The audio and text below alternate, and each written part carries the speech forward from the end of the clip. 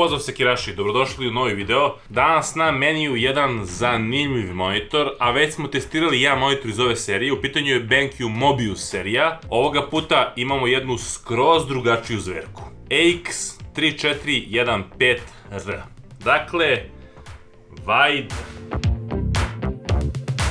baš wide, 21.9 wide, pa da ne topimo mnogo, zanimljivije.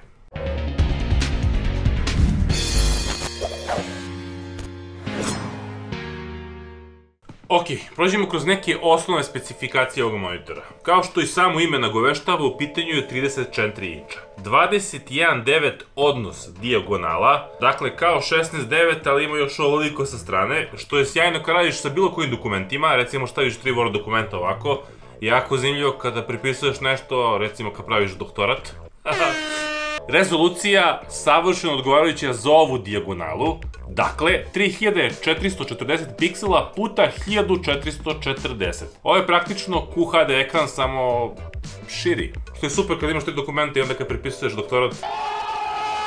U pitanju je IPS matrica koja ima osvežavanje do 144 Hz. Dakle, jedan sjajan monitor za hardcore casual gaming. E sad, zašto kažem casual gaming? Zato što je naš uređaj pokazao da ovaj monitor jeste poprilično brzo, odnosno ima poprilično dobar input lag, međutim ne spada u klasu onih najbržih monitora koji koriste i sport profesionalci, ili bar svi oni koji žele to da budu. Zanimljivo je što je kolorna dubina ovog monitora 10 bita, iako BenQ ne navodi, po merenjima sam zaključio da je u pitanju 8 bita plus FRC, to i dalje tehnički jeste 10 bita, i zbog toga ovaj monitor ima 98, nešto, zaboravio sam cifru, 98,5, ne držite me za reč, po BenQ-ovim specifikacijama DCI P3 standarda. Naša merenja u ovom momentu vidite, merili smo u različitim gaming modovima ovog monitora, a suština je da su merenja pokazala to isto. Šta to u praksi znači? To u praksi znači da je BenQ napravio monitor koji jeste dobar za kolornu obradu i možete ga bez problema koristiti u poluprofesionalne svrhe, međutim ne treba da očekujete čuda, jednostavno čemu ne postoji na tom nivou savršen monitor, bar ne još uvek.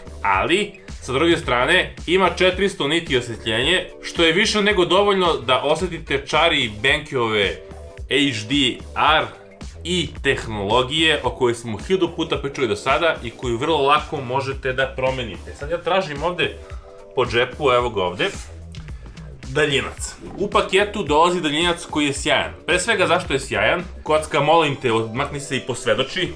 Da li mu sad smanjujem i pojačavam zvuk? Ono što je sjajno kod ovog daljinca, i to me generalno smara kad najde daljinac uz monitor, što mora ovako direktno da ga usmeriš negde, ovaj ne moraš da usmeriš, ne znam koji su to magijom uradili, pošto je u pitanju standardna RF tehnologija, ali to radi. Sam daljinac, dakle, menjate input, možete palite, gasite monitor, uzite meni na OK dugme, šetate se u pomoću ovog 4-way, teo se kaže 5-way, mada jeste ovo 5-way kad imaš u sredini, OK, 5-way tastera, HDR i tehnologije palite na ovaj ovde taster, zatim game modove na ovaj ovde taster, pojačavanje, smanjivanje zvuka, mute, što je jako bitno. I kada smo kod zvuka, ne treba zaboraviti da ovaj monitor ima jedne sjajne zvučnike. Hajde da mi čujemo kako ti zvučnici zvuče. Dakle, sve je pojačano na maksimum. Imamo stereo zvučnike plus subwoofer s ove zadnje strane i daje nevjerovatne količine, gledano naravno iz perspektive monitora, niske tonove. Nisu mi ga kupili mama i tata, radio sa ekipom, trud se isplatio, nisam blejao u kraju i na klupi se klatio. Sad ću ja pričati preko ovoga da biste čuli i da biste skapirali koliko je zapravo glasno, pričam glasno, ali jednostavno rečeno sjajni zvučnici. Mislim da će im zvuk biti još bolji ukoliko se ovdje nalazi neki zid, pa će praktično i to da reflektuje niske tonove, jer je bas, kao što rekao, pozadi.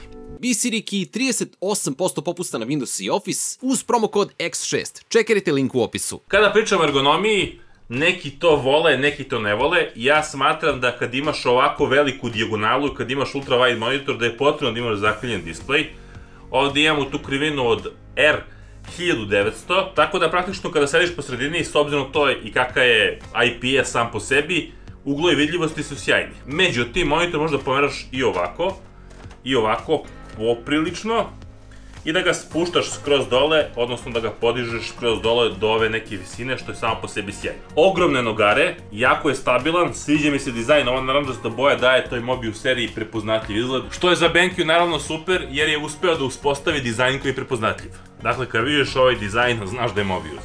Kada pričamo o konektivnosti, imamo dva USB porta.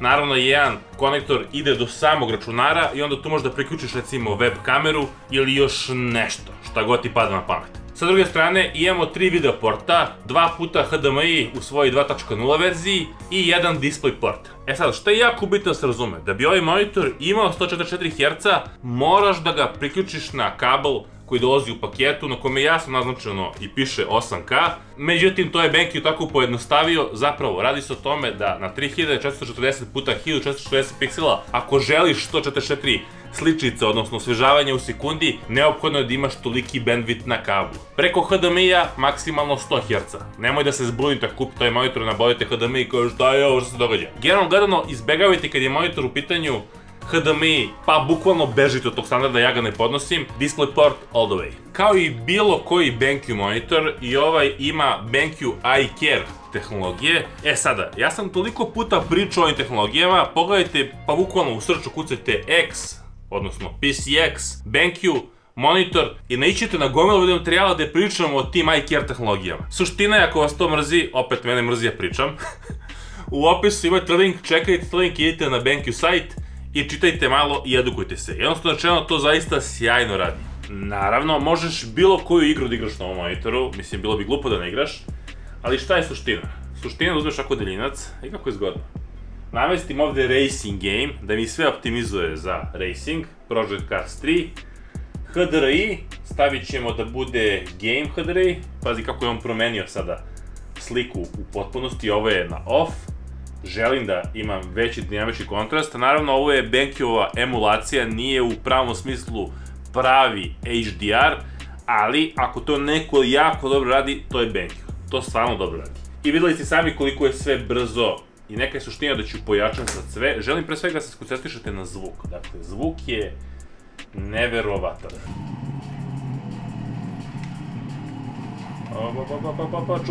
Čupaj, Dušane, čupaj, idemo. E sad, naravno, što je prednost? Prednost je što imaš ovako široku sliku i neko za vožnje ne može prirodnije od 20, samo smanjim.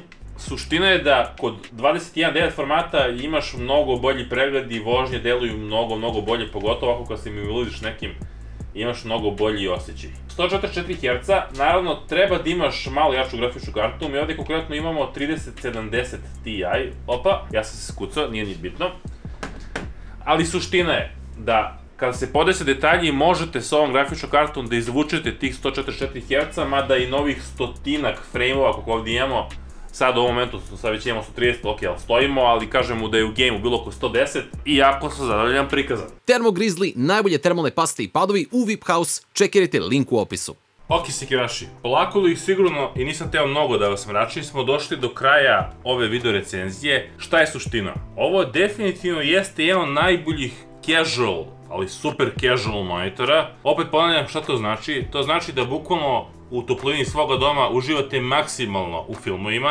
21:9 odnos dijagonala, tako se prave filmovi, dakle nećete imati crno gore dole, sve će biti popunjeno. Suština je da iz perspektive gaminga je sjajan kada treba da odigrate neku ovakvu igru kao što su vožnje, ili recimo posebno je zanimljivo iskustvo kada igrate PES ili FIFA na ovakvom monitoru i kada je ovoliko sve široko. Ne mogu da kažem da se vidi od gola do gola, ali skroz drugačije iskustvo i mnogo veći pregled terena nego kod 16:9 monitora. Za razliku od prvog BenQ Mobius monitora, ovo je skroz drugačiji monitor, onaj je bio bukvalno bez baj, ovaj monitor nije jeftin.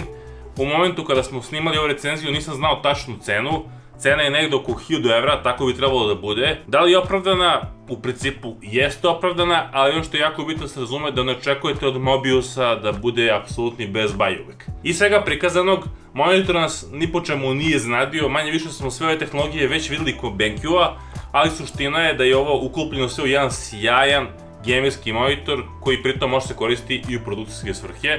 Recimo, kocka kada bi editovao na jednom ovakvom monitoru bi progledao, bukvalno progledao bi video više levo i desno, što je sjajno kada neke dugačke recenzije imaš pa kad treba nešto da ispratiš na timeline. Bilo kako bilo, od nas platinum priznanje, nismo oduševljeni, wow, kakva monitorčina, ali to je pre svega zato što mu je cena malo više nego što smo očekivali. Sa druge strane, opet ponavljamo, jeste opravdana cena Jer kad pogledate konkurenciju, teško ćete naći na IPS matricu, ovako dobru ergonomiju, daljinac koji sjajno radi i jako brz meni i 144 Hz, pritom sa jednim sasvim korektnim i više nego upotrebljivim input lagom. Moje ime je Dule, na X forumama znate ko Animan, a mi sluško vidimo koliko procenta za bilo.